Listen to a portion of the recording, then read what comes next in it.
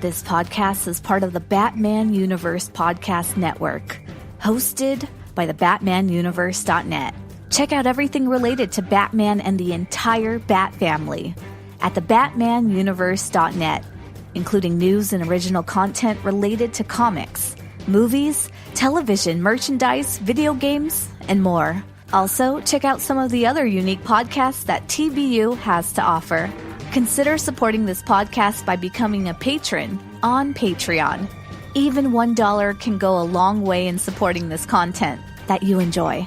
Look for a link over at the BatmanUniverse.net to offer your support now. And now, on with the show.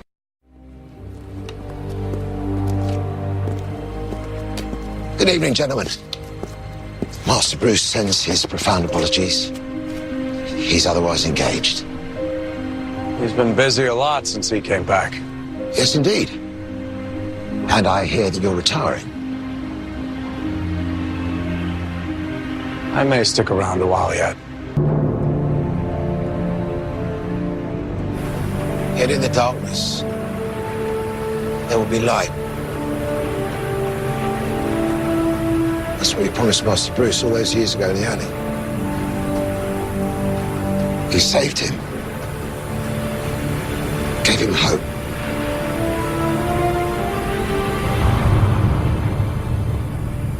Holy mother.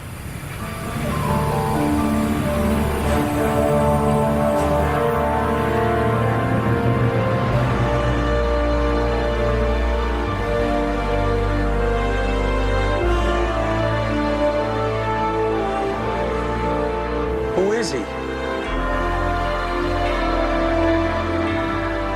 Friend.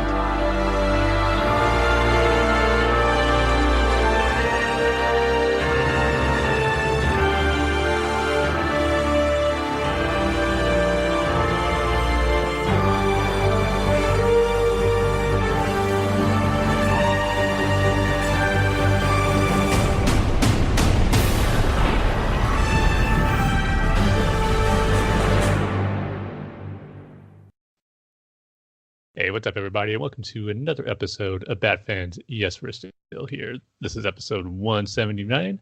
My name is Tim, and joining me, as always, is Dane. Dane, how's it going? I think I made the wrong choice, Tim. By saying that we should do this podcast a couple hours earlier. Uh-oh. Yeah, because now I'm tired. Yeah. but it's a good tired because I have this to wake me up. Well, that's true. And then also, when we're done, we could always just take a nap afterwards. Oh, right. Because I thought I might be real tired, too, because you texted me last night, hey, you want to record a few hours earlier? Okay, but not sure what time we're going to get, because I was going to go to a late showing of Godzilla, King of the Monsters last night, which got out of the theater like around 1 o'clock, something like that, or like a little after 12:30, somewhere around there. So didn't go to sleep till probably like 2:30, but we made it. Yeah. So how was the movie? I was really excited for the movie going into it. It was like one of my most anticipated movies of the year. It looked awesome. Loved the trailers. But yeah, unfortunately, it just didn't deliver quite like I was hoping it would, sadly. But great monster action, which, you know, as the big selling point of the movie, it didn't really disappoint on that front. I mean, the whole aspect of it looking so good was seeing Godzilla fight his classic monsters like King Ghidorah. Rodan was in it. Mothra was going to be in it. All the monsters, they looked great. There were some cool fights. But the thing that held it back for me is that the human element, characters, and story, kind of what I was afraid of, or kind of the thing that I always worried about going into these big monster movies, is how are the humans going to factor into it? Will they take too much away from the cool monster action? Will they be annoying characters? Because all I really ask for in these type of movies is great monster action that's at the forefront with human characters that don't annoy me, even if they're like underdeveloped and, you know, they're not the most interesting, as long as they don't annoy me. But this one, unfortunately, while all the characters didn't annoy me, there were a couple, especially one of the main characters. I forget the actor's name, but he plays like one of the main characters as part of the a family. You know, Millie Bobby Brown's in it as the young girl, of course, you know, for Stranger Things, and she was sadly underused. I felt. I thought she'd have a bigger role to play. She didn't really. And then her mother plays a scientist for the company Monarch, who's been a thread throughout the course of the first Godzilla movie and Kong Skull Island. And yeah, just that whole family dynamic they tried to have with those three characters. I felt it focused on it a little too much, and I wasn't invested at all. And unfortunately, I think it came at the expense of some of the cooler action sequences, which was disappointing. And just the overall flow of it, it just kind of felt bland to me as it was going along. Even though when we got to those cool monster action sequences, it was great, but I just felt there were certain elements that took away from it and just had a bland flow overall. So yeah, unfortunately, wasn't quite what I was hoping for. But it's funny. Everyone complains about the 2014 Godzilla movie, how it was just nothing but setup and teases until we got to the main fight, and the main characters, weren't engaging, had no personality. But I actually preferred the first one a lot more than the second one, despite all the complaints, especially in the aspect of how it only teased Godzilla in its fights. It actually flowed better to me. It had a good pace, and even though a lot of those moments were just teases, they had good impact. I was talking to someone on Twitter today, someone I follow named Rich Brockwell, who brought up that out. Now, Gareth Edwards has this great eye for having these like big, impactful moments that are throughout the film, even though it might not be this grand epic battle until we got to the end. I felt the first one had those impactful moments building up to that finale. I just had a better flow with it. So, yeah, I enjoyed the first one a lot more than I did the second one. Yeah, correct me if I'm wrong, but you don't actually see. I mean, it's kind of in silhouette, right? The big fight at the end of Godzilla, the first one. No, you see them. They totally go all out. Yeah. So that would have been really disappointing. Yeah. It was all build up, and then at the end they didn't have nothing. Yeah, and that seems to be the problem with like these Godzilla movies, is where it's the fighting is good, but it's the story, the human story, that sucks, right? Yeah, well, I didn't feel that way with the first one. I thought the human story aspect was, it was fine for what it was trying to set up, that evolved around Godzilla. Yeah. But this one, it felt like that had that where they tried to have the human element connect with Godzilla, but some of it did and some of it didn't. And the stuff that didn't, I felt was up to forefront a little too much in this one, which took away from it. And the acting wasn't great. From, like I said, the main character actor, Kyle Chandler was the actor's name. And I never seen him in anything, but man, he was not good in Why? Yeah, just the way he delivered his lines, it felt like he was, invested in the role. And like I said, he was part of that family dynamic. He was the father of Millie Bobby Brown's character. And yeah, it just didn't felt it was an unnecessary thing, an element that they had in the movie, which I could have done without and just, focus more on that monster action. But the stuff they set up in the world building with Godzilla and the monsters and how they exist on Earth, all that was good. It was just some of the other elements in it that, didn't involve that with the humans that took away from the film. So if I had to score it, I'd probably give it 2.5 out of 5. I could give it a 3 if I really wanted to push it because of those cool sequences it had. The one with Rodan, that was an awesome sequence. That was probably my favorite of the movie, even though it was kind of in the middle, not the big climactic fight. I just love what they did with Rodan because he's always been a favorite of mine of Godzilla monsters. But yeah, it just wasn't enough to quite, thrill me that I was hoping it would, and kind of like the first one, and even Kong Skull Island did. So yeah, unfortunately, not quite what I was hoping for, but still excited for the Godzilla King Kong movie that's going to come out, I think, 2020 next year. So hopefully this one's just a little bump in the road till we get more cool monster action. I did like that first Godzilla movie, though. We'll say. Yeah, I thought it was a good introduction, a good way to build up to Godzilla. But have you seen Gareth Edwards' Monsters? No, that's something I do want to check out, though. Have you seen it? Yeah, it's really good. It focuses more on the human story rather than the monsters. I mean, it's a it's sort of like, I guess, like the cliff notes of the story is, a guy has to go find or he's hired by this guy to find his daughter. And that's pretty much the basics of the story. And yeah, there's like big monsters and stuff, but it's mostly about the human story rather than the monster story. Is it kind of the same way that Godzilla was, where you don't see the monsters until the very end, where it's kind of like a slow build up to them? No, no, you see them throughout. It's just they're Interesting. not the main focus. It's sort of like it's like the background story. Like there's this invasion, alien invasion, but you're mostly focused on this guy trying to find this other guy's daughter. Okay. Yeah, so Yeah. I should yeah, you check that should out. check it out. Yeah, What? it's by Gareth Edwards. You know, Rogue One. Oh, how could I How not could know you that name? not? uh, Kathleen Kennedy always said it was that movie, Monsters, that wanted her to hire him for Rogue One, I think, Really? before Godzilla, actually. So, I mean, Hmm. shows about how good that movie is. So I should check to see if it's available to stream anywhere, or if not, maybe just rent it. But I'm wondering like what part of that, because it's like you look at monsters and then you look at Rogue One and there's kind of like nothing that they have in common. maybe just the way he shot and filmed it, I guess that really stood out. Yeah. So yeah, that's my short but sweet review, or not so sweet review, I should say, of Godzilla King of the Monsters. But it was cool to see all those iconic monsters be on screen like never before. The effects look great, though. Like I said, tons of cool, epic shots. Just wish that human element and those characters took away from it, unfortunately. But with that, I guess we can get right into the bulk of our episode. Of course, starting out with our Dark Knight Rises minute-by-minute commentary. And we are going to be going from minute 127 to 128, or the 2 hour and 7 mark to the 2 hour and 8 mark. And as always, you can get your relevant media format, your VHS, your Betamax, your DVD, your HD DVD, your Laserdisc, your Blockbuster membership card, your Netflix physical media, and as always, I forgot the projector, the classic. But our favorite, the VHS to DVD converter.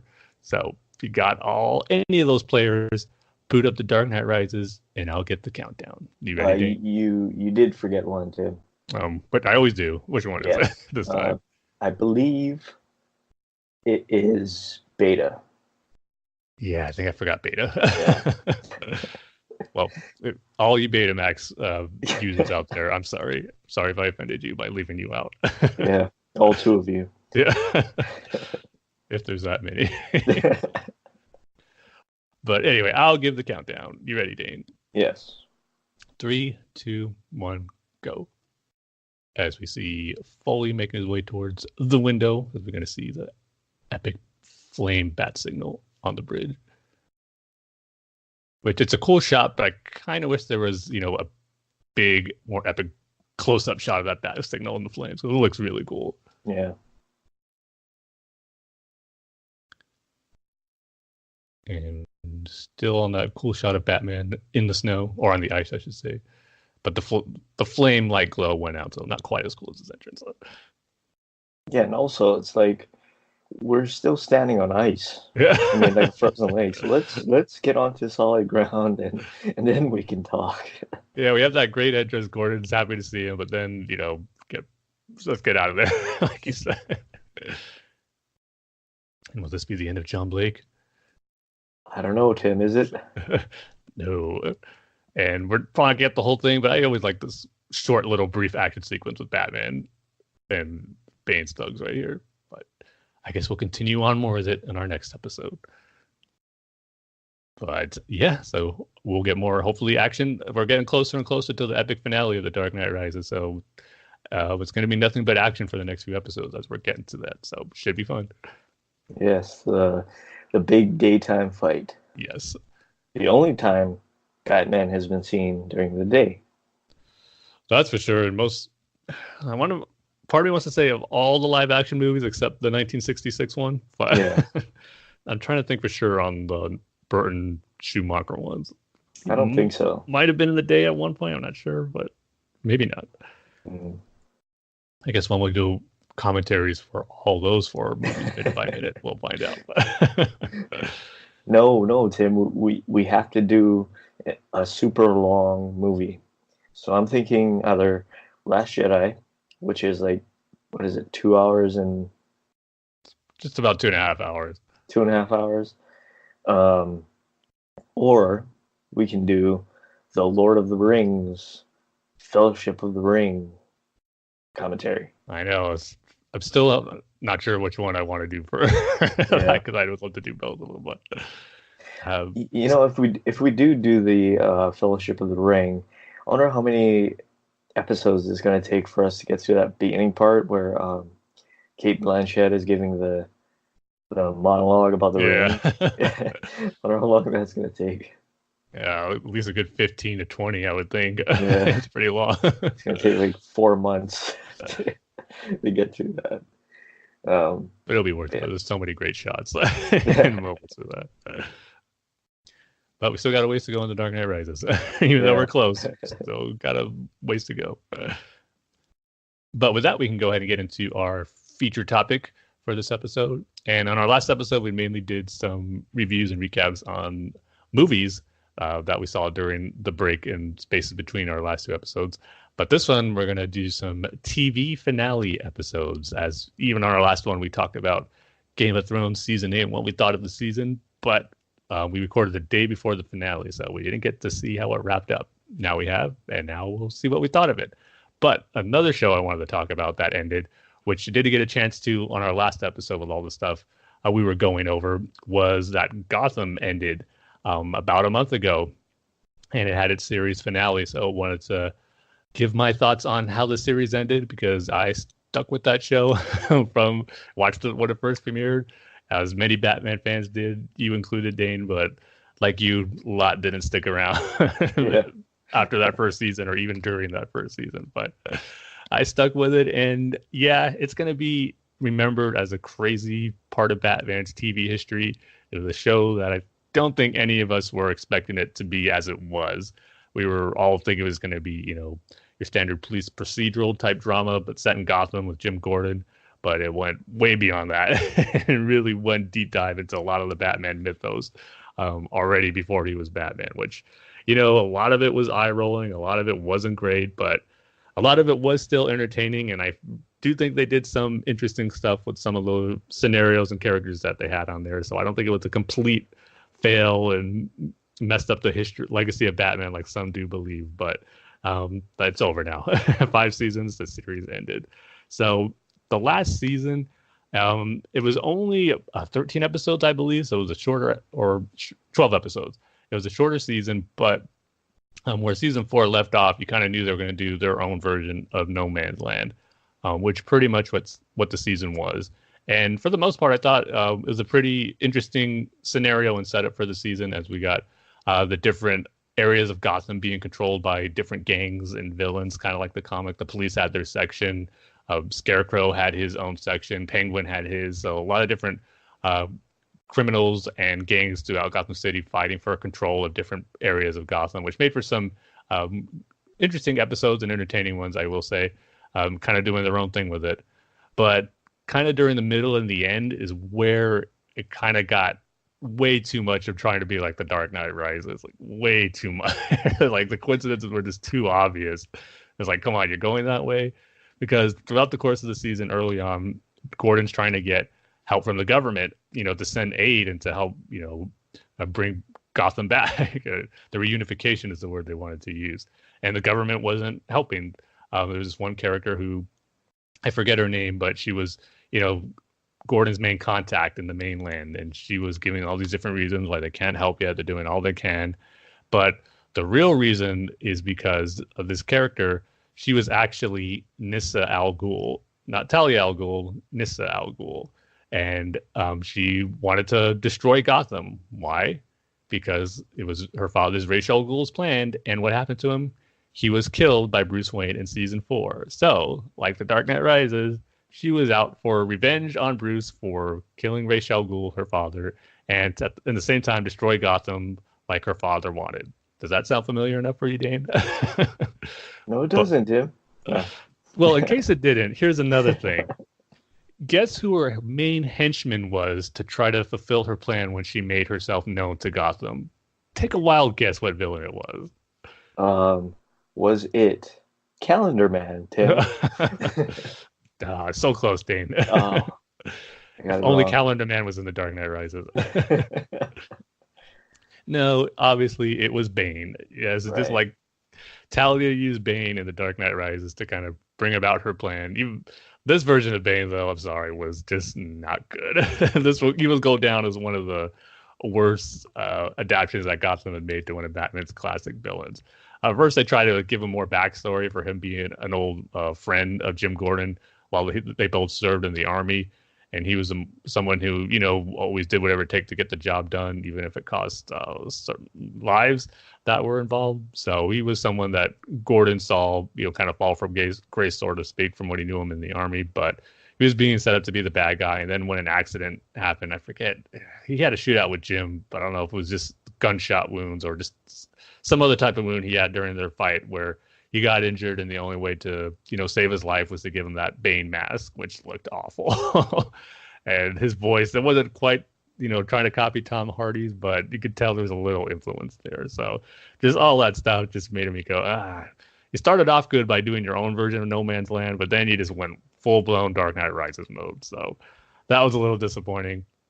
But before the last episode, the penultimate one, they stop Nis Al Ghul, they defeat Bane, they bring Gotham, they were able to get government help finally, that all the threats have been, foiled, and Gotham could be set up for reunification again. So that's how the penultimate episode ended. And as well as Bruce leaving Gotham to go on his training, he felt, he needs to leave Gotham kind of in a way to protect it, because a lot of the catastrophes and evil that has been brought to Gotham was because of Bruce. And those wanted to kill him or go after him. So he decided to leave to protect Gotham, but that's when he goes on his training to become Batman. So the final episode, ironically titled The Beginning, is set 10 years later after, the events of season 5. And it starts off, everyone was wondering, is Gordon going to have his mustache in the final episode? And when we finally see him with Batman. But we see it right away as we flash forward. And he has that mustache, but then he shaves it like not even 10 or 15 minutes within the episode, because everyone was giving him flack for it. Like, oh, come on. He did look like Jim Gordon with that mustache. And Ben McKenzie was able to, pull off the Gordon look with that mustache, but they saved it off. It would have been nice to have that for the final shot. But so that was one little nitpick. But overall, I thought the finale was kind of a mixed bag for me. I liked how they were setting up Bruce becoming Batman, and Batman, him coming back to Gotham, and Batman making himself known throughout Gotham, because the episode is focusing on, the return of Bruce Wayne. He's been gone for 10 years. Wayne Tower has been rebuilt because it got destroyed midway through the season, and they're having this grand reopening. They're welcoming back Bruce, but there's been, attempts to blow it up again. There's been threats. And Gordon is thinking, it's probably, Penguin and Riddler, who've just been released from Arkham. They're back to their old tricks already. So he's trying to figure out if they're the ones to do it. But what I liked about the episode is that over the course of it, you see Batman. You don't see Batman, but you know that he's back, and you see his silhouette, his shadow, take out some criminals and foil some plans to blow up the building. And the way they shot it and have Batman just work from the shadows, it was pretty effective, and where you just see a silhouette, you see him run out of the building to not to be seen. That stuff was done pretty well, I should say, as a way, kind of what we're talking about with the first Godzilla movie, ways it teased you to show, we're just going to give you a little bit of Batman, but we're going to show him later on at the end. So it was effective in that way.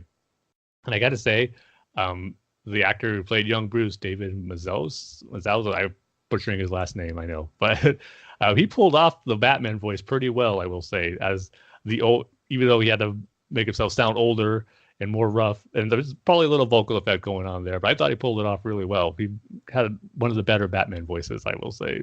He thought he did a good job there. So as the big event for the reopening of Wayne Tower and Bruce Wayne coming back to Gotham is underway, it's revealed that Jeremiah Valeska, a.k.a. Joker, finally became Joker in this one. There was actually a really great episode in the middle of the season called Ace Chemicals, which is pretty much the origin for this version of Joker. But it was actually a pretty good Joker-Batman story that just established, their crazy relationship, and how, in his strange way, that Joker loves Batman and, wants to do these crazy messed up for things because of their relationship that they have. And it was Jeremiah kind of recreating the night the Waynes died. It was this twisted story and that he tried to do for Bruce as kind of like, show his appreciation for him in this twisted way. But it ended up being a good Joker Batman story, I will say, that ended up him falling into the vat of chemicals in Ace Chemicals in that episode. And in the finale, 10 years later, we see that he's in Arkham. And you've seen those images of how the Joker looks. And, a lot of people hated it and said it was the worst Joker ever. But I was one of the few who kind of defended it and still said it felt like Joker. But just this crazy, twisted, messed up version of him was, half his, hair burnt off. You just see these strands of his hair. And he looked better in motion as I was seeing the episode. And it made for, a sequence that I was hoping we get a little more shown, like get to see Batman a little more, because we just got in the teaser where you see the Batarang go into his hand. And while it was a pretty cool sequence, I wish we did get more of a Batman Joker confrontation instead of, not seeing Batman and just, I don't think we even got a silhouette shot of him in that sequence, if I'm remembering right. It's been a while since I've seen the episode. I only saw it once when it aired a month ago. So, and the whole point of Joker being at Ace Chemicals, he kidnapped Barbara Gordon, who obviously 10 years later, he did have him and Barbara Keene in this episode, had a daughter, and now she's older as 10 years old. But Joker, I guess I'm just going to call him Joker, because even though they don't say that in this episode, they kind of tease of what he should be called now, because he's not Jeremiah Valeska. They don't say Joker, but, we all know who he is. So Joker kidnapped her, but, Batman was able to foil his plan and, show Jim Gordon that, he's not a threat. He's not like all the other crazes in Gotham, showing that he's going to help. So he foils that Joker's plan there.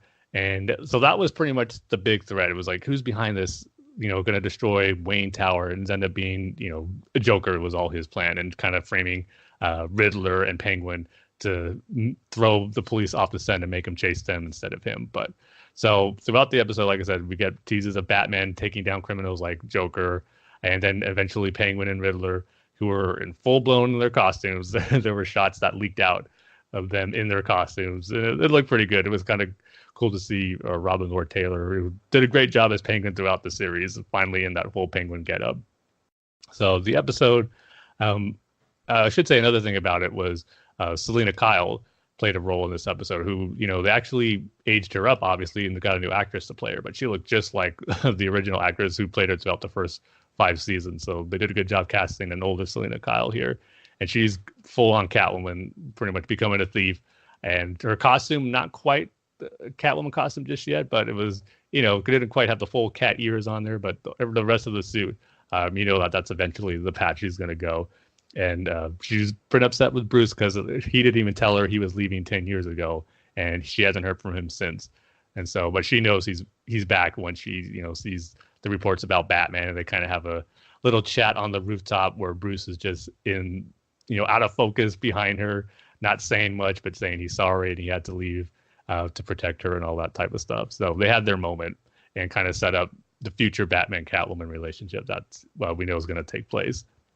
So that led up to the final shot of the episode where Jim, Bullock, Alfred, and Lucius are all on the GCPD rooftop, about to take the cover off of the big floodlight on the roof. And in season 4, I believe, Jim Gordon shined it in that finale, saying, there's got to be light in Gotham to show that there's hope. And he wants to do that again, signifying that pretty soon that hope is going to be Batman with the bat signal. And because of Jim's earlier encounters in the episode with Batman, even though not physically seeing him or meeting him, he knows he's probably going to be out there and realizes he's going to be that beacon of hope for Gotham. And so as the four of them are on that rooftop, they're about to shine it on. They see Batman just swing across, the Gotham City skyline, goes on a rooftop. Bullock is shocked. He's just like, oh, holy mother, what is that? And then Gordon just looks up. They didn't say it, but he has a good indication of knowing who that is, because Alfred and Lucius are kind of teasing, like, Bruce regrets he couldn't be here and all that stuff. And Gordon's putting 2 to 2 together. He probably figures that that's Bruce. And so when he sees Batman on that rooftop, he just goes, he's a friend. And so the camera pans up and we get our full blown shot of Bruce in the Batman costume for the first time in the series, which was a pretty cool moment. But my nitpick with it is that I felt the finale was a little Smallville-ish in that finale, how they didn't really give you that great Superman moment or shot where, it's just a CG Superman suit over Tom Welling, and they never had a full-blown body shot, just like a close-up headshot or a far-away shot where it's just a CGI model of a Superman suit. That's always bugged me about that Smallville finale. While Gotham wasn't quite that bad, the way they kind of had Batman out of focus in some shots, like when he was talking to Selina, and just having him like these quick, fast shadow silhouette shots in the beginning, which were great. And like I said, just a great setup to what eventually I was hoping we get more of Batman, but we didn't really get that. And it was just one close-up shot of him on the skyline where you saw him in full-blown cape and cowl. And the suit wasn't that bad. It's not the greatest, but it's not the worst either. I thought the actor playing Bruce looked good in the cowl too. Even though, it was supposed to jump 10 years, he didn't age 10 years, obviously, but he felt like, it wasn't older Bruce under that cowl. So all that was good. I just felt we could have gotten a little more like full-blown established Batman shots kind of towards the end of the episode to really have a great payoff of seeing him as Batman. So that's where it ended. Batman is established in Gotham. The villains know who he is. Penguin and Riddler encounter him, and he's establishing that fear amongst the criminals. That him and Joker's relationship got established a little bit here. So everything's set up for, Batman to go against his classic rogues, even though he's met them and known them for about 10 years earlier as a little kid. So it's kind of what you expected from Gotham. And so if I were to rate it, I give it probably a 3.5 out of 5. Wasn't horrible, wasn't a great finale, but the Batman stuff was still cool to see. I mean, just as a diehard Batman fan, seeing those Batman elements be established in this episode after watching it for 5 years was cool. So overall, I'd say it was a good finale, not great, and the series as a whole, definitely not for everyone. Definitely made you scratch your head, roll your eyes, and just, question what they were thinking. But at the same time, I still enjoyed it for what it was. Once you took it and knew what it was trying to be, it was still ended up being an entertaining show. So congrats on 5 years. To be honest, I didn't think it would last that long. So it made it 5 years and it ended the way they wanted to. So got to give it kudos for that. So did I entice you to watch the whole series now, Dane? Not really. Not really. Kind of. But did you on YouTube or commercial see that last shot of him as Batman? No, I mean I'm good. I don't really need to see that. It's not as bad as you would think. So it's Really? it's not gonna blow you away, but it's not gonna go like, what were they doing? It looks like Batman. I'll say that. But moving on to a show that I think everybody was watching and could not wait to see how it wrapped up after years of success and being one of the most popular TV shows ever, as Game of Thrones, Season 8, Episode 6, titled The Iron Throne. So I'll let you start with this one, Dane. I'm curious to hear your thoughts on how it ended. Just based on what you said last episode, kind of you're just hoping to, be entertained and just accept what the story they're trying to tell. So how was it for you? Yeah, so pretty much I'm just on board, just going to watch it, right? Kind of like what I was saying in our last episode, where it was more like, just tell me the story. I'm not going to critique you like how other people, on Twitter and stuff, over every little thing, they've been criticized. Oh, yeah, that's for sure. Yeah. Well, for me, I'm just going to watch it. And I thought it turned out really good. I'm not going to lie. It was rushed. It wasn't written very well. But then you kind of think about it as, they have to wrap up every single storyline, or at least almost every single storyline in one episode. Mm-hmm. So, or 2 episodes. So yeah, it's going to be rushed. They're not going to get through everything. Things are going to be overlooked, right? So with that in mind, yeah, I thought it was really good. Yeah, I mean, just right off the bat, I was very satisfied with how it ended. And I would definitely agree with you that this episode and pretty much the whole season, that rush factor really was felt, where certain things were moving a little too fast here, and just how much better it could have been if they had more episodes or another season to really flesh out the events that happened here.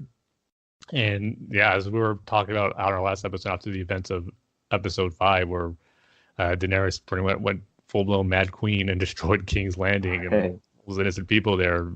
Really curious how it was going to end, and I figured, one of Jon or Dany's not going to make it out of this finale. One of them's going to die, and it ended up being Daenerys. And I got to say, what I liked about it, just it's not that I liked seeing Daenerys do that and kind of fall from grace, but I wasn't expecting her story to kind of be a tragic one and see a downfall of a character who was good, but kind of over the events that happened just recently when she got to Westeros, and as we talked about that one instant where she had to make a decision, a very important decision that really caused her downfall, and then just seeing how kind of it was going to lead her down a very dark path. And we said it before too, how that Anakin comparison comes in here, and I really think it's appropriate and applicable to her scenario here, how she just kind of, you could see in the beginning of this episode, kind of going mad with power, so to speak, saying how, that speech she gave, which, by the way, her entrance to that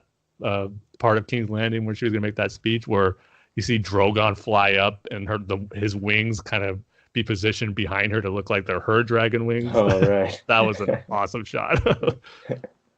But also, Tim, before you go on, are you happy with the fact that Jon finally pet Ghost? Big time. Dare I say one of the highlight of the episode? Yeah, the highlight for you.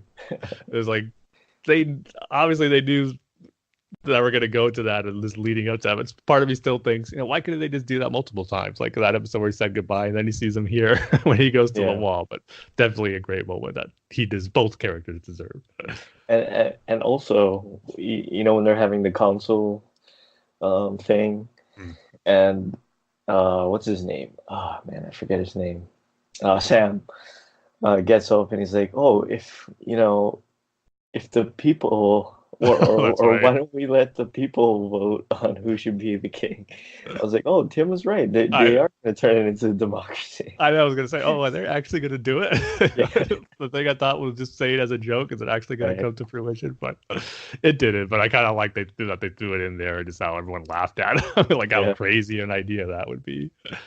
I just thought it was funny because when he stood up and said that, I was like, oh, Tim was right. That's the first thing I thought. The one prediction I was close to getting right on. Yeah.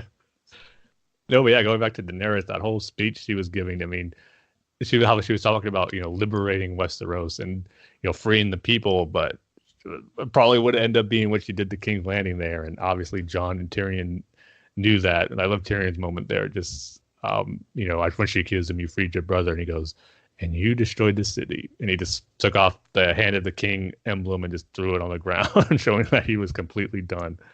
And yeah, it's him having to convince him and Arya trying to convince Jon that, it has to be stopped, because this is going to happen all over Westeros if we allow her to live and do this. And that's how torn Jon was. And that moment, that whole entire scene of Dany seeing the Iron Throne, touching it, and kind of going back to that vision she had in season 2, where she saw the throne room of King's Landing, but it was all covered in snow, but now it was mainly ash because of what she did to it, and just seeing the throne, but not actually sitting on it.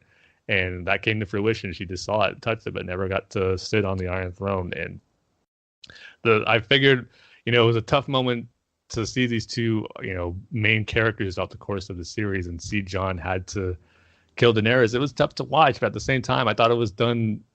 It was shot beautifully, acted well. Just for what they were trying to achieve, they pulled it off really, really well, and selling the, significance and, the sadness of that moment. Like I said, the downfall of Daenerys and Jon having to be the one to kill her for the good of all, Westeros. And it was just how much pain that had to cause him. And I thought Kit Harington did a good job of selling that, just his grief and just crying over after he had to put that knife in her heart. Then the toughest moment is when Drogon came in. And the part that got me a little bit was when he was just, trying to wake up Daenerys, putting his, snout on her body, trying to wake her up, and she wasn't moving. You just see the pain that Drogon was feeling, knowing that he just lost his mother, that was tough. big Right. big animal lover here. Anytime you see animals and sorrow or pain, it gets to me. So, but then just hearing him let out that roar, that awesome shot of his wings spreading to see John. It's a great wide shot that you see the big giant Drogon, and then you see how small John is in comparison. And then I was wondering, is this going to be it for John? Is he going to be killed by the dragon? But I just loved how he's subverted expectations there and just destroyed the Iron Throne, because I think there was a theory where the connection that the dragons have, with the Targaryens and the ones that they bond with, they kind of have a special, unique link, I would think, where they know kind of what their masters, want in life, I guess. And in a way, he knew that everything Dany was after was the Iron Throne, and that was kind of the cause of her downfall, and that's why he destroyed the Iron Throne. There was a part of him that knew that was the reason, and I just love visually and just the significance of Drogon being the one destroying and melting the Iron Throne. It was just a great moment. That whole sequence, I thought, like I said, was done beautifully, and I loved it. It was probably the highlight of the episode, just showing. I mean, though it was tough to watch, like I said, wasn't expecting the story of Daenerys Targaryen to be a tragedy, but it was. But the way that it was told, despite it being rushed and all that pivotal moment right there, I thought was done well. And then the other big thing of who became the king of Westeros. I think it was Right. someone that all of us were expecting. I know I definitely wasn't, where it was Bran to become the ruler. But I actually really like that idea, because it fits where, the whole thing about Daenerys wanting to break the wheel, and that was her goal. And that was another thing I liked about the episode, where even though, she, kind of gotten mad with power here and showed her evil side a little bit, her mission was a success in a way where the wheel was broken. A new king, the new king of Westeros, is someone different, not of any royal blood, someone who can't, as Sansa brought out, that can't have any heirs to rule after, and that's going to be a whole new establishment for Westeros, and how a new king will be chosen by a special council.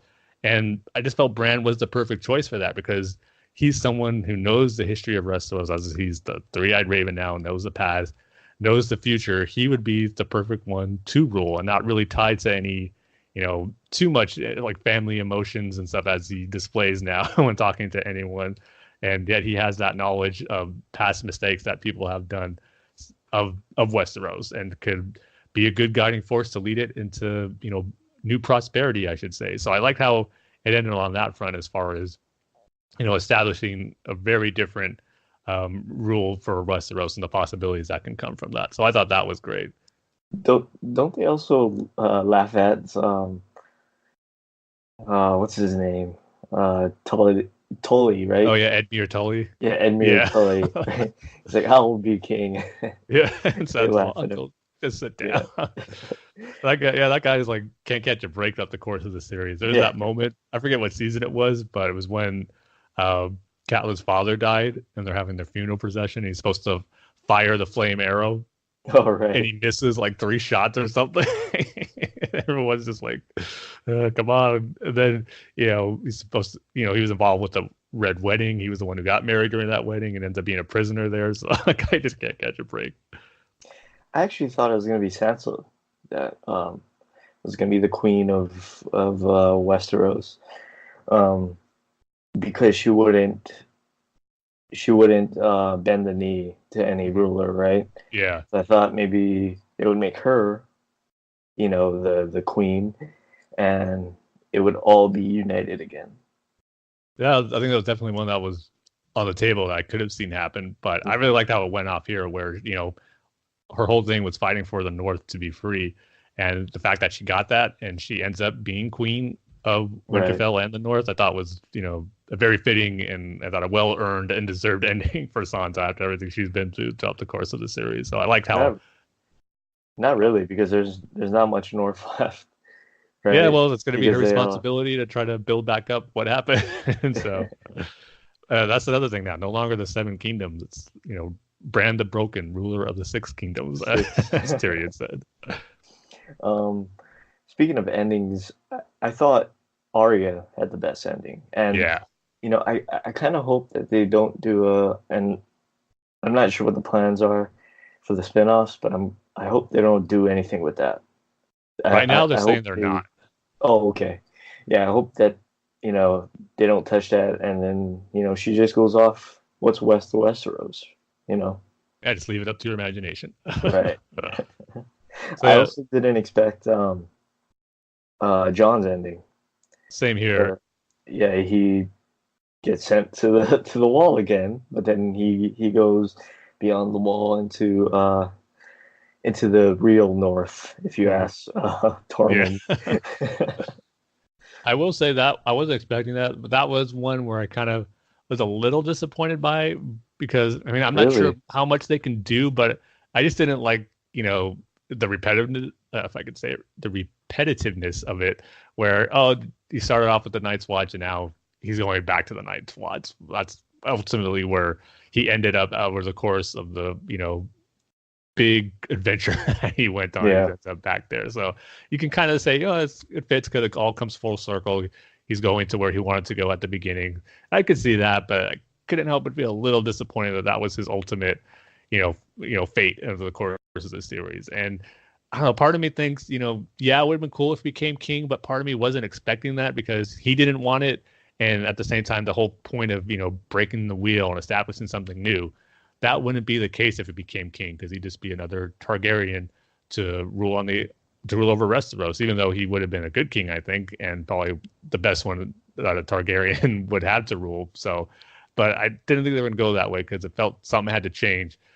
So again, I don't know what they would have done with Jon in the story, but I just felt him going back to the Night's Watch was a little anticlimactic, but at least we got that ghost reunion, like you said, which Yeah. was great. And like you said too, he doesn't look like he's going to stay there, but he's going to live with the wildlings, the true Northerners, as you said. So Right. that's probably going to be, what his life's going to be. And it'll be interesting to see. You mentioned about you don't want to see any like sequel TV series of like Arya and her journey, but further down the line, even if it's not a TV show, we'll get to know what these characters have been through afterwards. Like Tyrion said when Jon was asking him if this whole new way of going about things with Brandon as king and this new era for Westeros, if it's going to work, Tyrion just says, ask me in 10 years. I would be very curious to see how things are 10 years and what the characters are up to. So I also like the goodbye moments that the Starks had. That was another thing I loved about the finale. The Starks really came out on top and as winners over the course of the series after all the crap they went through over the course of the series.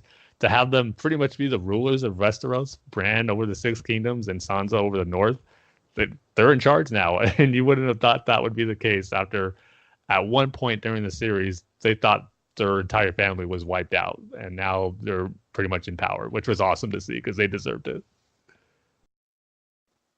So, speaking of spin-offs, I want to see the Tormund spin-off. I'm sure you and a lot of fans would. Yeah. Also,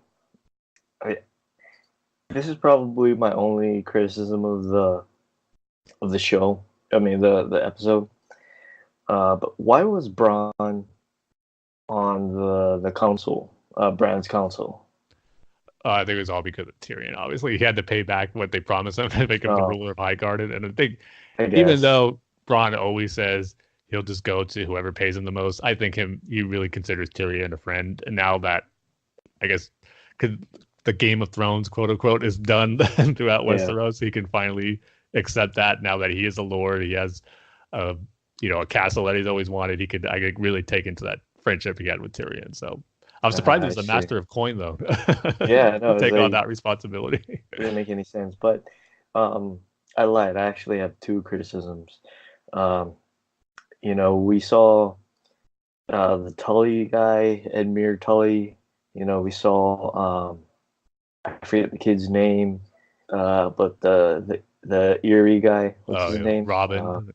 Robin, right? Robin Aaron, right? Mm-hmm. But we did not see Gilly. She's the only main character that we didn't see in this episode. What happened to her? Well, maybe she had, her and Sam's baby, and she couldn't make the trip to King's Landing, and so Sam just had to go. Gilly is the Friday of Game of Thrones. Except not being an AI or anything like Yeah, that. not being AI. But yeah, where was Gilly? What was she doing? Why didn't she get to be in this episode? Well, like I said, I take it she's taking care of Baby John, as they were going to call him. I guess. So yeah, that's the Game of Thrones finale. I was very satisfied with it. I enjoyed the season overall, even though it got a lot of flack, like we talked about in our last episode. But despite all of it being rushed, it's hard to argue that, and I'll agree with that criticism. But I still like the story, how it played out, and what we got to see on screen. So I'm already looking forward to rewatching the whole series once the big complete Blu-ray box set comes out, and I'll rewatch the whole thing again as one complete story. So. Yeah, but I also kind of had a feeling where instead of was it 6 episodes, right? Yeah. Maybe they should have done like TV events, right? Where like every quarter, like they do 4 of them, like every quarter this year. So every 4 months or every 3 months, they release like a 2-hour episode throughout the year. I wonder if that would have worked better. Maybe, but I just really think David Benioff and D.B. Weiss, they just were ready to put an end to the series and move on. I think this is kind of like a thing, they didn't want anyone else to end it, but at the same time they were ready to end it. Yeah. That way. Well, I mean, plus too, they also have something really big coming up. Yeah. I don't know if you heard, Tim. I don't know if I'm bringing this news to you, but they are going to be doing a Star Wars trilogy. What? Breaking news here on the podcast. How did I miss that? So maybe, they just wanted to get it done, and they can move on to Star Wars. Yeah, I'm sure that played a part in it, but, and I thought, it's going to be interesting to see how different the books are going to end to how this is. I'm sure it'll be way more fleshed out, obviously, but I just really think all the big things that happened all came from George R.R. Martin. That's how it's going to be, where Daenerys destroying King's Landing, Jon killing her, Bran becoming king. I think all that's going to play out in the books, but probably in somewhat different ways and maybe involving different scenarios. But everyone complaining about that, or, they're blaming Dan and Dave for, ruining characters and all that. I think that was always the intended ending that George R.R. Martin had. So I think all the blame should be pointed to them if you're a criticism where you don't like the direction that some of the characters went. I can understand how maybe you feel a little being rushed, but the end point, I don't think is something you should blame them on, because I really think that's the ultimate story point and goal that all these characters were heading towards, and that George R.R. Martin planned. So yeah, and plus too, like if you didn't like this season, you don't like the show anymore, at least you don't have to watch it anymore, right? Yeah, it's over. No more saying, just put the show out of its misery. How can it still go on? I mean, it's done now. Also, we forgot to mention, Tim, probably the most important thing that happened in this episode, besides John finally petting Ghost, is Sir Podrick. Yeah. he finally got a knighthood. Yeah, he's a knight. Which hopefully involves more of him than just wheeling Brand around in his wheelchair. But yeah, I was glad he made it out to the series. Yeah. Also, Sir Podrick spinoff. I think that would be really good. Tormund, of course. The Adventures of Tormund and Podrick. Why not? That would be the most bizarre show on television. But I'd watch it. So yeah, that's our thoughts on the Game of Thrones series finale. We were satisfied with it. Like I said, looking forward to just going back and experiencing the story as a whole now, because I just loved it. Even though I'm a newer fan, just got into it about 3 years ago, I just got so engrossed and captivated with these stories and characters, and it was a great ride for those 3 years, binging it the first 6 seasons in the course of a month probably, and then watching season 7 and 8 as they aired live was lots of fun. So it's been great. I can't imagine how it was for those who've been watching it since it first premiered back in 2011. I forget, Dane, did you watch it right away when it aired, or did it take a few seasons? You did. Yeah, well, I read the book, Game of Thrones, or A Game of Thrones, back when I was like I just started high school. Okay. So yeah, I was pretty excited to see the show. That's awesome. So yeah, I can't imagine from what it was like for you just going through waiting 8 years to see how it all ends, and this had to be a cool feeling just the build up. Yeah, and it was great because I had only read the first 2 books when the show came out. Okay. And I'd totally forgotten what happened in both those books. But when you're watching it, would you say, "Oh yeah, I remember," and that's cool that they adapted that part of the book that I like. So. You know what was the most or the thing that stuck out to me, or that I remembered, was when Ned had to go kill the Darrows. Yeah. That's the one thing I remembered. Yeah, because it's a tragic, traumatic thing that he had to do. And I still, right now, I've only read the first 2 books of it. Now that the series ended, I finished the latest Star Wars book, Master and Apprentice, which, by the way, switching gears a little bit, that book is awesome, Dane. You're looking for some great Qui-Gon, Obi-Wan stories, pre-Phantom Menace, obviously, check out that book. It's really good. Okay. But I want to get back to reading the Song of Ice and Fire books now, so I got to start with what is it? Clash of Swords, I think, is the 3rd one. So I got all the books. I got like a box set of the books after I watched the series back in 2016 and caught up.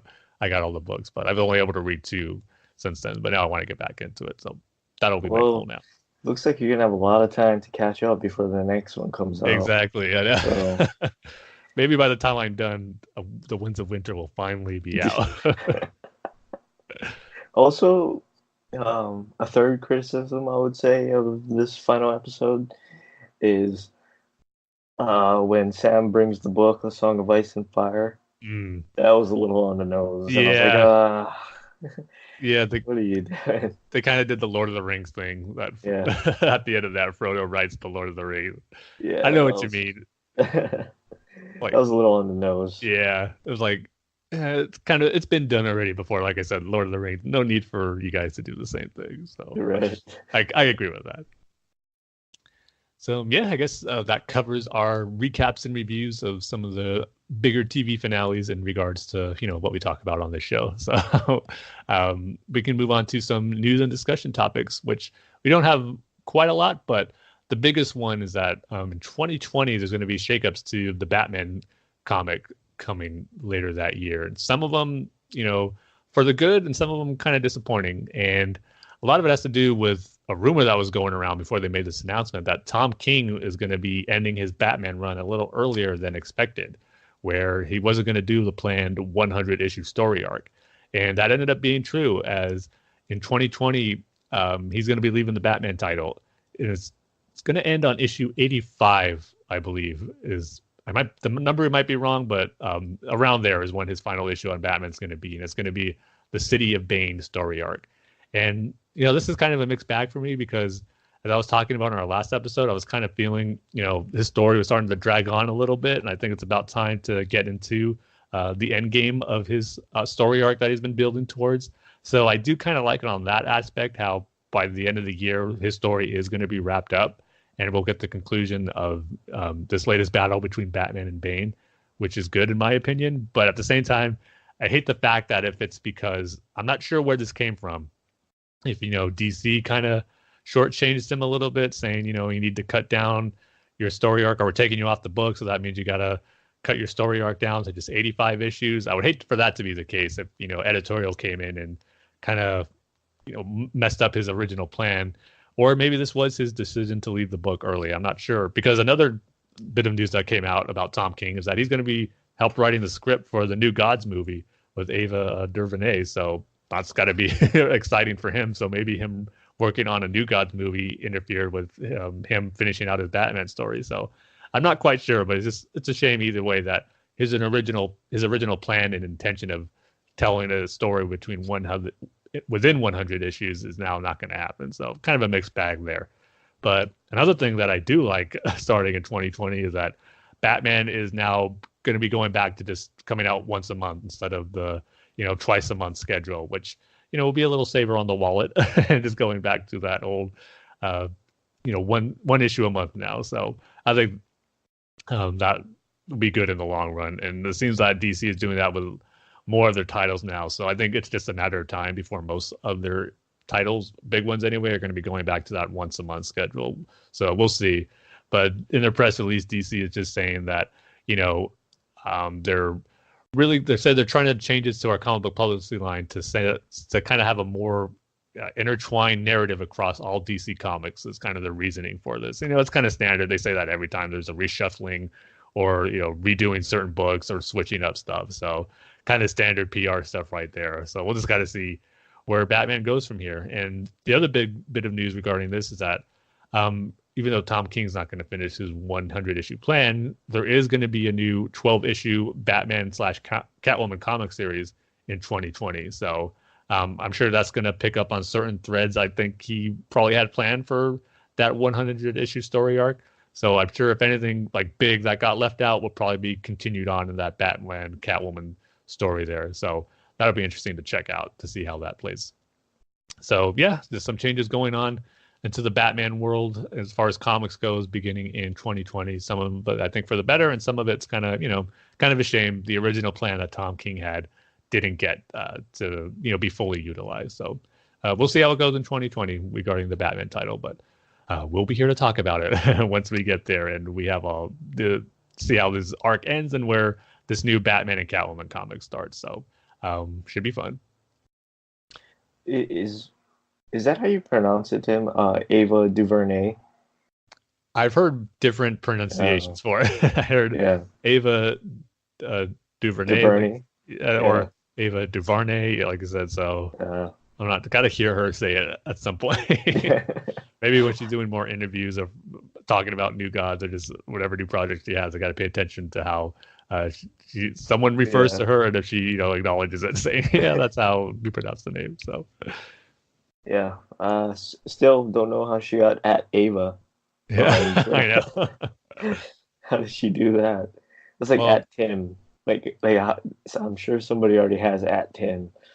We should check to see how long she's been on Twitter. Maybe she's been on for so long that she was the first one to get it. So. Oh right, yeah. Yeah, that could be it. You never know.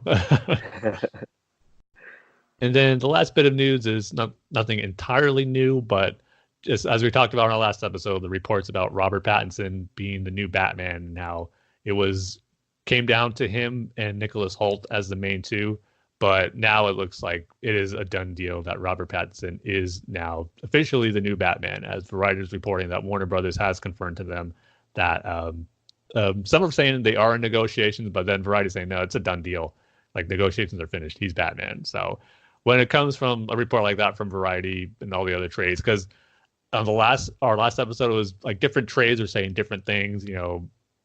One was saying he is Batman, others saying no, it's still him and Nicholas Hoult. They're still doing screen testing, but now the different trades are saying that he is Batman, or they're in negotiations. It's no longer saying it's up between him and someone else. They're saying he is Warner Brothers' pick. It's just a matter of if the deal is done or not. So, for all intents and purposes, Robert Pattinson is now our new Batman, and that's how you got to look at it now. Before there was still a little bit of uncertainty as far as it not being 100% done, but now I think that is the way to look at it now, where he is our new Batman. Yeah, I'm good with it. I think he's a good actor. And I know he did those Twilight movies, but not gonna hold that against him. Yeah, you can't hold it against him. So yeah, I'm excited for it. By the way, Ava DuVernay, or however you want to pronounce it, she joined Twitter in 2008. That's pretty early on. Yeah, so that's why she got that Ava. Yeah, there you go. So, good on her. So yeah, that's it for our news and discussion topics, and which can lead us right into our comic book reviews. And on this one, we're going to be reviewing 3 comics. They're going to be Detective Comics 1004, Batman Last Night on Earth #1 and Doomsday Clock #10. So some big books on this one, especially with Last Night on Earth and Doomsday Clock. So should be fun to talk about and get into what stories were told in those issues. So, but before we do, gotta always throw out that spoiler warning. We're going to be talking about the stuff that went down in these books, and like I said, some big stuff in a few of these issues. So if you haven't read them yet, you might want to hold off, read them, then come back and hear what we had to say. So, but we also have to give our rating scale. So what do you think it should be for this one, Dane? Different ways you can say Ava DuVernay. Yeah. Sounds appropriate to me.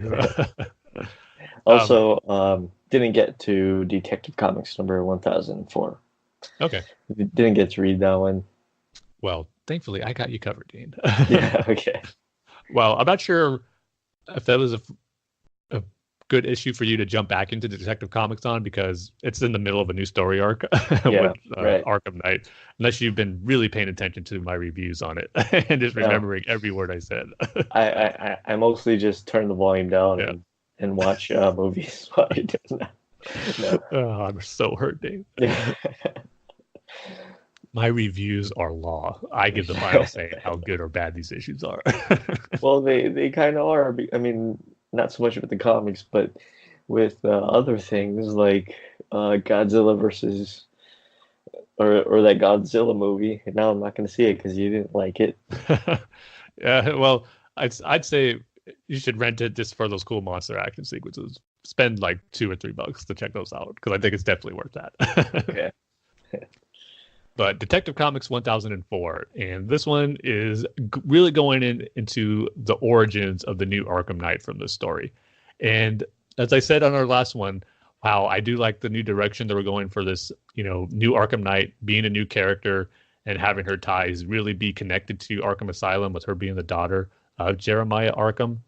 But I gotta say, I wasn't a fan of her origin story. Peter Tomasi was trying something different, but it just didn't work for me. So basically, this issue is Jeremiah Arkham telling Batman and Robin, about his daughter and what happened to her and why she's the Arkham Knight. So pretty much he falls in love with a doctor at Arkham named Ingrid, and she's someone who actually works really well with the Arkham Asylum inmates.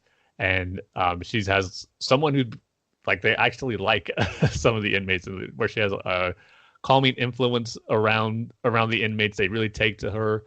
They tell her things. So she's pretty much the best doctor I think Arkham has had, is what she's been set up to be here. So they fall in love. They get married. She gets pregnant. And as she's pregnant, Jeremiah Arkham is kind of telling her, you really shouldn't be here with the baby. You should be taking it easy, especially Arkham. It's kind of the worst place to be if you're pregnant with a baby, and anything can happen here. A breakout, a riot, something bad can happen here. And that's exactly what happens when she was really close to giving birth to their daughter. A breakout happens, a riot, inmates are out. Jeremiah can't get to his wife, and so he has to make his way to try to find her. But during that breakout, Batman is there to, kind of deal with it as well. But here's the strange thing that happens here. The inmates, like I said, they kind of take a liking to her. They actually protect her from just kind of the normal inmates of Arkham, like all the main supervillains, Joker, Harley, Grundy, Clayface. They're all there, Poison Ivy. They're there to help Ingrid give birth to her daughter. They protect her. Clayface even puts up this big clay barrier to make sure no harm comes to her as she gives birth. And it was kind of shocking to see. And Joker even, spanks the baby after she delivers it, to kind of wake it up. And it was just strange seeing all the Arkham inmates protect her. It's just, I don't know, it just felt off to me, where, maybe one or two could really make a connection with her, but for all of them to help her and not have any ulterior motives, it just, I don't know, it felt off. It just really didn't connect with me or click with me. But then what happens after she gives birth, some batarangs make their way through Clayface's clay barrier, and it strikes her in the neck, and it ends up killing her. And I thought, oh, so one of Batman threw his batarangs, and one of them, got led astray, or he aimed wrong and it went through and killed her. Okay, that could set off why the Arkham Knight hates Batman. But no, it's actually just a random inmate at Arkham who got his hands on some batarangs. He threw them, and that ended up killing. I'm already blanking on her name now, but the mother of the Arkham Knight, Ingrid. It ends up killing her, and then Solomon Grundy just kills the inmate that threw it, and all the Arkham Asylum inmates like Joker, Harley, Poison Ivy, Two-Face, they're all distraught at seeing that she died. And, that leads to another thing that I had a hard time sitting with in the story where Jeremiah Arkham, he pretty much raised his daughter, Astrid, in Arkham Asylum. He let her, he taught her there, educated her there, and then she would sneak out and go to visit the inmates. And there's this panel where she's talking with the Joker, sharing, showing him a bedtime story, a fantasy story. And Joker's, being a nice guy here. He's listening to her. He's talking with her, giving her encouragement. And she does that with several of the inmates, establishing this relationship and friendship with them. And there's just something about it that doesn't work for me, because we've seen this before where Joker and other inmates can manipulate someone, like pretend they're being friends. But like I said, they have ulterior motives. And I just find it hard to believe that they'd be true blue good guys to Astrid here, and even Ingrid. Because they're crazy supervillains. They're not. A lot of them are evil. For all of them to show this good side, it just didn't seem natural to their characters to me. So I just have a hard time believing in this plot point and this origin that Peter Tomasi gave to this new Arkham Knight. And the other thing I really didn't like about it is that Jeremiah Arkham led Astrid to believe that, yes, it was Batman who killed your mother.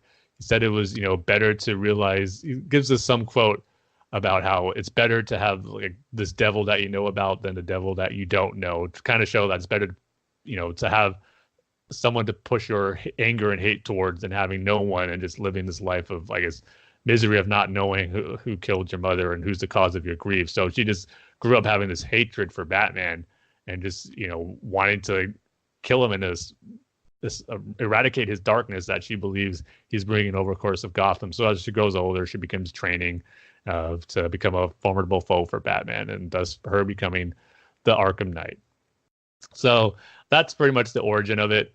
And she's still wants to establish her plan of bringing hope and light to Gotham, and kind of, it kind of ends with her really knowing that she's not all there mentally, wanting to bring this like fantasy castle and utopia, the citadel of light, as she calls it, to Gotham. And there's this panel where she's seeing it's like the castle in her storybook in Gotham. So that's where the issue ends, of her kind of still wanting to bring about her plan to change Gotham for the better and get out the darkness that Batman, she says, brings. So this issue, her origin just didn't work for me, unfortunately. And I just, the aspect of the villains really kind of taking to her and her mother, just showing them to be actually caring and loving characters, that just didn't seem true to these villains. No, I could see maybe one or two, but for all of them, all the main ones, I don't think it works. So I'm just going to give this issue a 2 out of 5 ways to pronounce the name of Ava DuVernay. See, I probably not even pronounce it right when I say it. Ava DuVernay. I'll probably say it different each time. So, yeah, unfortunately, wasn't a fan of this origin story for Arkham Knight, and don't think you missed too much on not reading this one, Dane, unfortunately. But hopefully the story arc picks up. Even though I'm not a fan of her origin, maybe the character can still establish herself as a cool new villain for Batman to face off against. But we'll see. But from that, we can get on to one of our bigger issues that came out, Batman Last Night on Earth. This is the big news story from Scott Snyder and Greg Capullo, as this is being built up as his final Batman tale that he's going to tell for what he's established since he came on the book. So it's a crazy one. So I don't know. Before I give it, I'm real curious to hear what you thought of it, Dane. So I'll let you take the lead on this one first. I thought it started off really well, where it was like a big fake out, where it was, Bruce was going after this big mystery thing, and then he sees a kid on the ground, and then he's like, "Oh, let me help you," and then he gets shot. Mm-hmm. And he wakes up in the hospital, and Joker is his doctor, and you see Harley is, his doctor, and all these other guys, right? And then Alfred has like all these explanations of like how he learned everything. Like you learned how to fight from this person. Um, you think Dr. So and so is the Riddler or whatever, right? Hmm. Um, I really like that and turned out to be like a virtual reality kind of thing. Yeah. Um, but then after that, I felt like the issue kind of went off the rails. Um, Batman wakes up in the desert and there's Joker's head in a lantern. Yeah. Um, then he goes to the remains of Gotham, is it, Tim? Yeah. Yeah, and there's like these people that are possessed by the Green Lantern rings, and they're attacking Joker and the Batman. And then he gets rescued by somebody, and then they go to Wonder Woman, and then Wonder Woman's talking about like the gods, and they're gonna send the survivors to Hades, and they're talking about all about gods, and that is where I sort of got lost, or the issue lost me. Um, I felt it was a little too close to what Grant Morrison does. Period. Hmm. I hear Um, you on that. and I felt like, and I mean, this is just the first issue, so like maybe I'm judging it too soon, but it feels like Scott Snyder is just trying to do what Grant Morrison does. Um, that great fake out in the beginning, that was just, the preamble to this new gods, Hades, Wonder Woman, Amazon, Amazon thing, you know? Hmm. And I don't really get or like that sort of story, you know? So yeah, for me, it just totally lost me. I thought, and correct me if I'm wrong, Tim, but I thought that um, I missed something. Like somewhere in Scott Snyder's story, he mentions some of this stuff because he does the Star Wars thing where it just jumps right into the story and you're supposed to know everything, or at least you're supposed to do the research, like, okay, who's this and what are they doing? Like I felt like that's what Scott Snyder was trying to do. And did I miss something, Tim?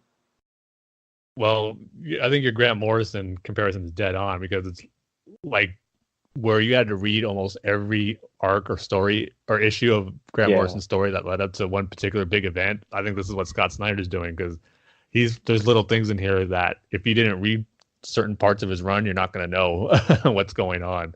So I think there is that element to that where it's paying off for those who has read every issue of his Batman run and some of his event stuff that he did, like Dark Knight's Metal and that type of stuff. So there is probably something you missed, I yeah, would say. yeah. But like talking about like they're trying to create new gods and stuff. That was part of another story, Scott Snyder's story. That one, see, that might tie into Dark Knight's Metal, some of the Mm, stuff, or maybe with Justice League that he's doing as well. So, because I haven't okay. read his Justice League stuff, I want to now that I think those issues are coming onto the DC Universe app. I'll probably check those out. But Yeah. some of their stuff that might be some into that connection, maybe. So, as people Yeah. who haven't read everything that Scott Snyder has done recently, that's probably we're probably feeling the effects of maybe not putting all the pieces together on certain things. Yeah. Well, I mean, you see, like I said, it started out really great. I liked how they where Snyder sort of made like, Bruce is crazy and he's in Arkham Asylum and he just made this whole Batman thing up. His villains are his doctors, but then it sort of just goes off the rails, jumps the shark. Um, and yeah, I don't know where it's really going. Um, I kind of don't really understand fully what the story is. Yeah. Like, is Bruce constantly waking up, or is he? Are these? Because there's like a little section where I think Wonder Woman is explaining to him, like, Bruce Wayne, the original Bruce Wayne made like a machine or something that Yeah. there would be a Batman for every future iteration of Gotham. Pretty much like the perfect clone.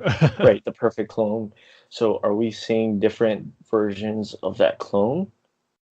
Like definitely in this Or story we are. Yeah. yeah, I mean, that's the sense that I got. But what was that beginning part, and how does that tie into the machine? Yeah. And how does that Bruce Wayne with Wonder Woman tie in with that machine? And how does that Bruce Wayne with the Joker head tie in with that machine? You know? So, like, I kind of don't know what's going on. Don't really know the story. I thought the art was really great, especially that cover, Yeah. that with the Joker smile on it. Mm-hmm. That was, I really like that. I really like the new Wonder Woman with the mohawk. I thought that was a really cool look for her. But yeah, I can't help but feel coming away from this, especially this is the last Snyder story. I feel a little left out, and let down. Because I kind of don't know what's going on, and I don't, I don't really like the new the whole mythological thing that Grant Morrison does. And I feel like that's what Scott Snyder is doing. It's like, why are you doing that? You're so great at, writing these stories that are grounded, like the Court of Owls or Black Mirror. Like, I just feel like you got to tell a story that's grounded. You can't do the Grant Morrison thing because Grant Morrison does that, like, and he does it really well. And I mean, maybe he's just trying a new thing, and maybe it'll pay off in the end. But for right now, it's with this one issue, it's more of a I don't like it, Tim. I'm gathering that. I'm sorry, I don't like it. So because the art was good, I'm gonna give it a 2 out of 5 ways you can say Ava DuVernay. Yeah, for me, I think I liked it a little more than you did, but I totally understand where you're coming from, and it felt similar in a lot of the stuff you were saying, especially about the beginning, and even that aspect of Bruce, being kind of crazy and making it all this up in his mind. That isn't an entirely new concept we've seen before, like superhero storytelling. But at the same time, I was really enjoying what Scott Snyder was setting up there, as far as Bruce actually being the one to kill his parents. And this is how he's coping with everything. Like, that was an interesting avenue. I thought it would be, like I said, interesting to explore. But that was just kind of the setup for what we got later on. And I agree where the highlight of the story was in the beginning of seeing, Bruce in Arkham and Alfred trying to convince them, it was all in your head. And even the very, very beginning that we see Bruce trying to solve this mystery where someone's drawing these chalk outlines throughout Gotham. But when you look at the whole map of Gotham, it makes a silhouette of a dead body of Batman, and where his heart's at is where Crime Alley is at. Crime Alley, and that's where he meets that kid who ends up shooting him, and then leads to the chain of events that happen here. So I do agree, once we get into that post-apocalyptic era of the story, and which is another thing that we've seen before. And to be honest, like, post-apocalyptic scenarios isn't really my favorite setting for stories, and a lot of franchises do it. Tim, can I say one thing? Yeah. Did you get lost when Wonder Woman is I think it's Wonder Woman, she is explaining like something with Lex and the villains banded together? Okay. Glad you brought that up, because I was going to lead into another thing I really didn't get into or like in this explanation. this kind of the downfall of the world and heroes and villains and where it came from. Because, like you said, Wonder Woman explains to Bruce here that Lex just kind of went on TV and his broadcast to the world saying, like to inspire the people to saying, that, goodness is like the oldest lie, like be good. And reading the quote he was saying here, like he's saying people tell you to be good and to kind of, stay in your lane or whatnot in this life. But he's trying to urge people to do what they want. You take back control and the world. He says, he makes the comparisons like the Garden of Eden and not eating the apple. He says, eat all the apples you want, and just kind of inspiring people to go back against, heroes, villains, government. It looks like this, and they end up doing that. Wonder Woman says the people were the doom of us all, as she tells to Bruce, and I just kind of find that hard to believe. With all the superheroes and villains and the powers they have, they're just going to let ordinary citizens kind of take control and kill them. I mean, she even says, I think that's how Batman dies. I mean, we see the beginning with him getting shot, but it makes the point here where maybe he survives that. And then once Batman or the Justice League try to help the people, give them shelter, or at least listen to them to try to work with them, they just turn on him and they end up killing several heroes. And she says they tore him apart, the original Batman, I guess, the pre-clone one. And I just kind of find that hard to believe. Like Batman, the heroes would let that happen. I'm not too sure about that. And then there's this new god that came out called Omega, who, took advantage of this and pretty much, I think, the one who turned the world into a wasteland in this post-apocalyptic scenario. There's a shot where, to show how powerful he is, he ripped off the head of Darkseid. You just seen him lifting the head up. So, yeah, I just wasn't too keen on the whole idea of how, the world came to an end just by the people revolting when you got all these powerful beings who I would think would be able to stop it before it got way too out of hand, but apparently they didn't. So wasn't too keen on that aspect of the story.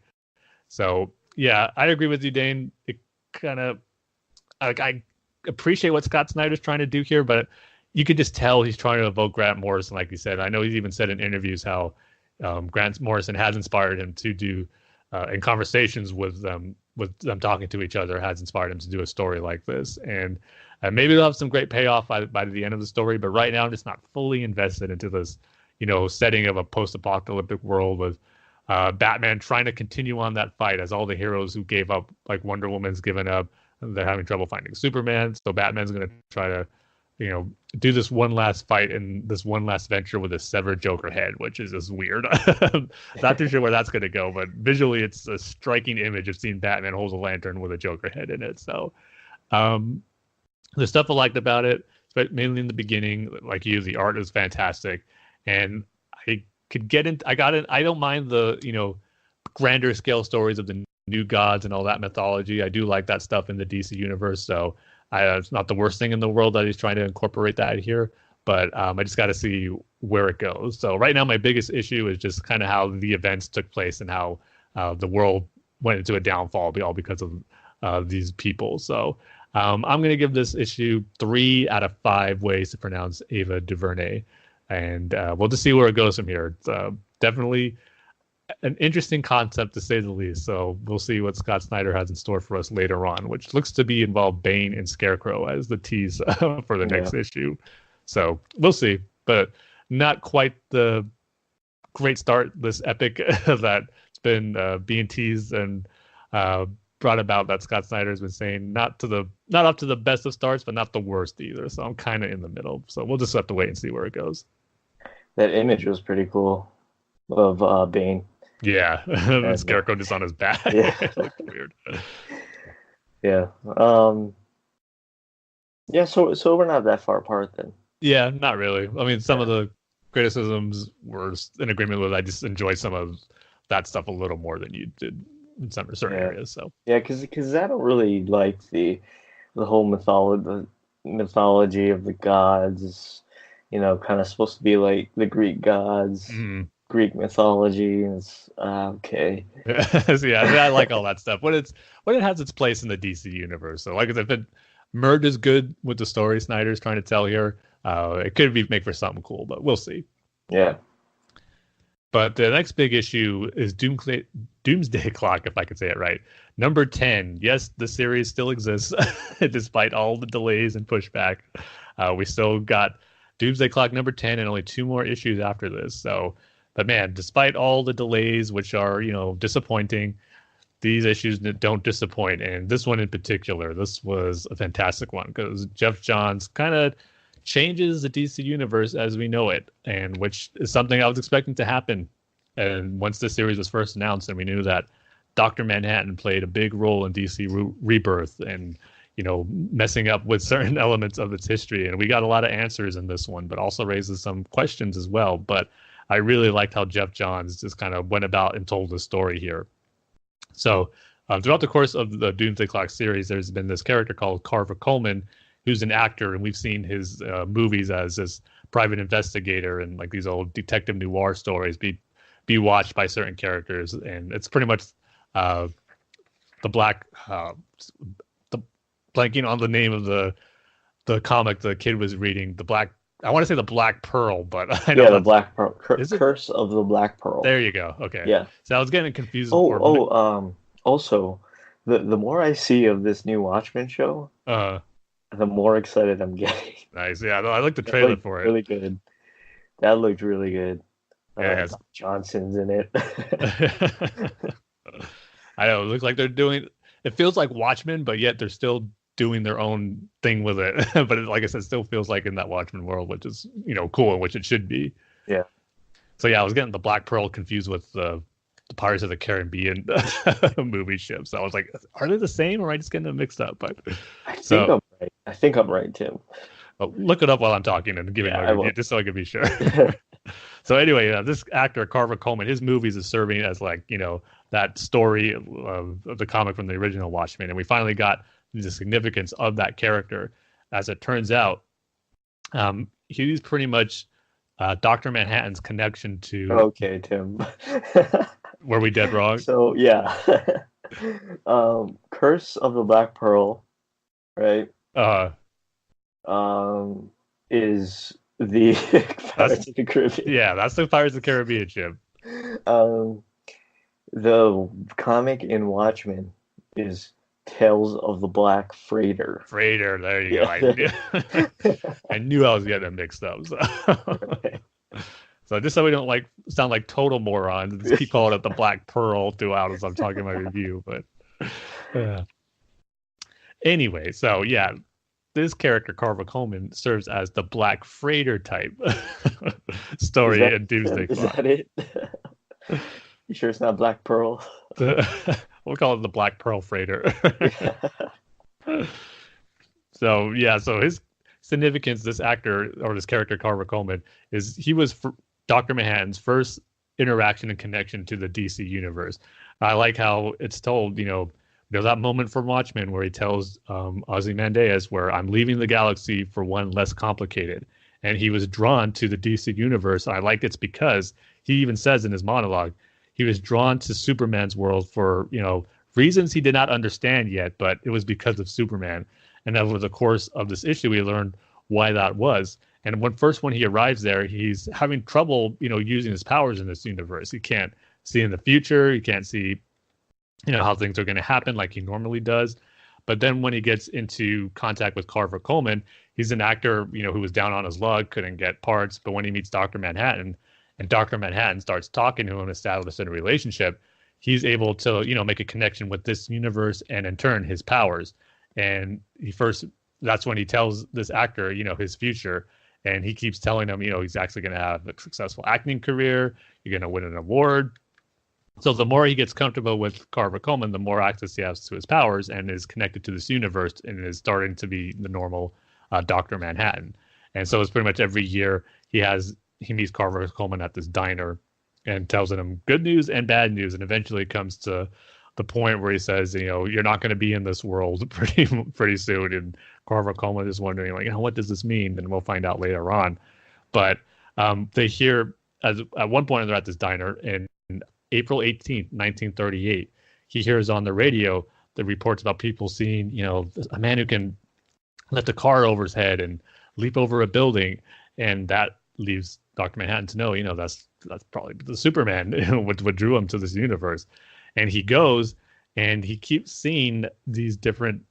First, he sees one where Superman does lift the car, then he sees it where goes to a time period where Superman doesn't see him lift the car, and Superman doesn't exist in 1938.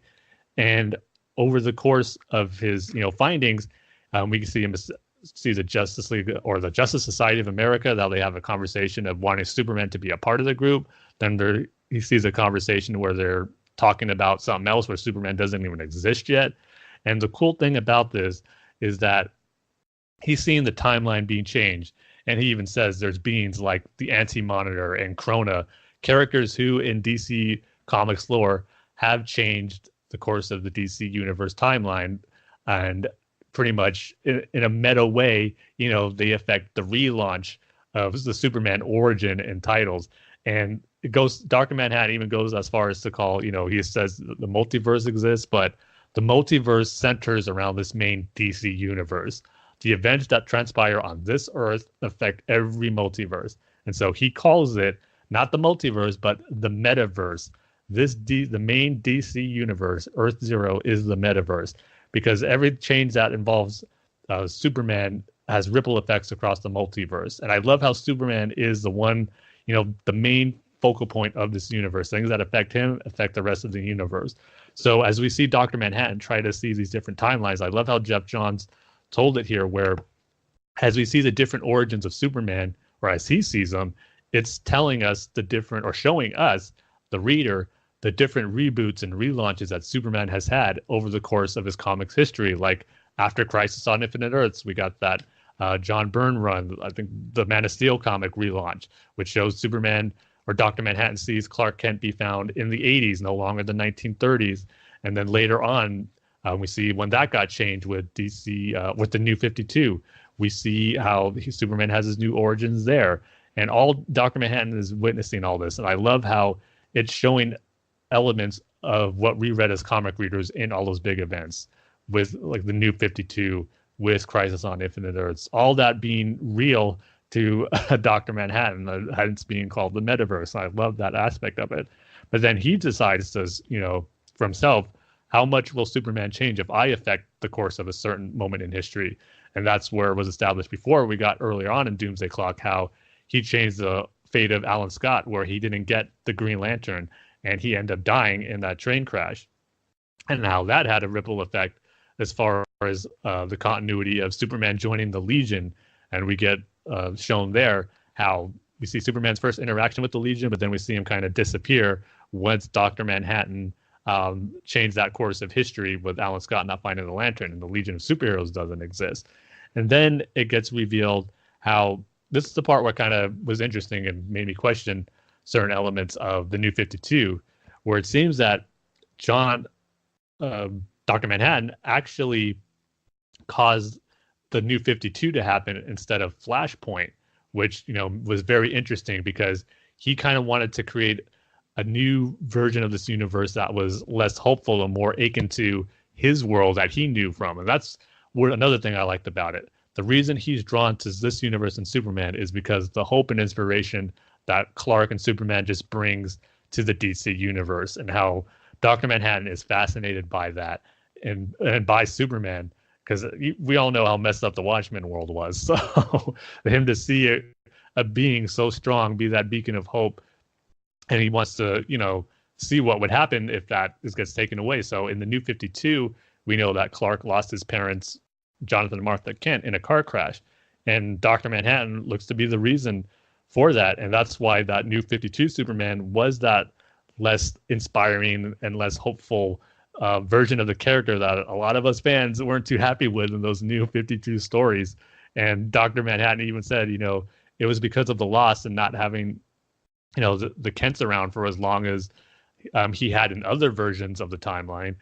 Dr. Manhattan found himself, relating more to this version of Superman, and it was more like people he's used to and heroes he's used to in the Watchmen world. So it's just very interesting how Jeff Johns is crafting a way for all of these reboots and relaunches of the DC universe to all be connected to Superman and Dr. Manhattan, and how they're going to have this, collision course of ideals, which has been teased right from the get-go when Doomsday Clock was announced, and we're getting close to that confrontation here, because Dr. Manhattan still sees that eventual future, the last future that he knows, of a Superman with red eyes about to punch him, or about to, punch something, but it's looking like it's coming straight towards him, and then just emptiness.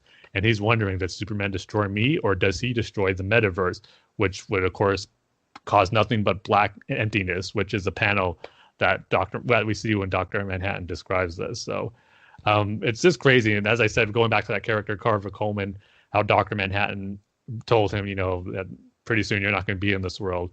And how we find out that Dr. Carver, or I'm calling him Dr. Carver Coleman, but he's not a doctor, he's an actor. But how Carver Coleman's mom ends up killing him, because it has been established he was murdered as an actor. And we see him get murdered, and Dr. Manhattan reveals he was there right before it happened. He didn't intervene with it, how he's not intervening with certain scenarios.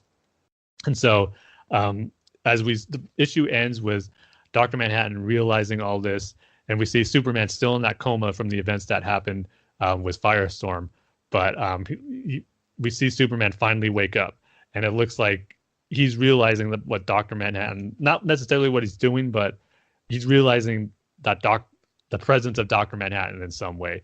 And he describes, not Superman, but Dr. Manhattan says, he's on a collision course with the man of action, this universe's hope, and I have become the villain. So yeah, I just cannot wait to see this confrontation of Superman and Dr. Manhattan. And Jeff Johns decided it's not going to be this big epic battle of these two superpowered beings going about it, but like I said before, it's kind of a battle of ideals of what they represent. Superman's never-ending hope and inspiration that he gives to this universe, and the fact that Jeff Johns is really focusing on that, and how important Superman is to every DC universe, timeline, multiverse. I just love the importance that Jeff Johns has set on that in this story, and how Dr. Manhattan is messing with it because he's so fascinated by Superman and his ideals as a character, and how he created or inspired this whole universe, and how the DC universe did come from Superman with that first issue of Action Comics in 1938, and how Dr. Manhattan even went to that point in history in the DC universe to see that, but how it kept changing and changing because of all these reboots and relaunches. So that metaverse tagline that's now being described for the DC universe is very fitting, and I love what Jeff Johns is doing here. So it's going to be a bit of a wait for issues 11 and 12, I'm sure, but I don't care. I'll keep waiting as long as I had to make sure they're as great as they need to be, with the story that Jeff Johns telling, and the fantastic art by Gary Frank. He's just knocking it out of the park, and it makes those delays worth it. Once I have the book in my hand, and I'm just seeing this beautiful art to go along with this really cool story that Jeff Johns is telling. So I'm going to give this issue 4.5 out of 5 ways to pronounce the name Ava DuVernay. So I loved it. Can't wait to see where it's going to end and where things are going to be left, because this issue changed things for how we look at the DC universe, but I can't imagine what the aftermath is going to be when it's over. So like I said, it's going to be a while, but I'm just chomping at the bit to find out, and I'll just have to be patient, because I know it'll be worth it, just like this one was. Good. We'll end things on a positive note. Yeah, definitely. So yeah, that'll do it for our comic reviews and this episode in general. So as always, I'll throw it to you, Dane, for the outro. All right, just go over to BatmanUniverse.net, Facebook.com/BatmanUniverse, Twitter handles at BatmanUniverse, the show's Twitter handles at Bat-Fans Podcast, Tim's Twitter handles at TimG311, and my Twitter handle is at DaneSaysBanana. Rate and review us on iTunes, and you can email the show at batfanswithoutpants@gmail.com. So with that, like we say at the end of every single episode, Tim. We love each and every one of you with all of our monster hearts, despite another humans getting in the way. Monster hearts, I like that. See you guys next time. See you next time, everybody.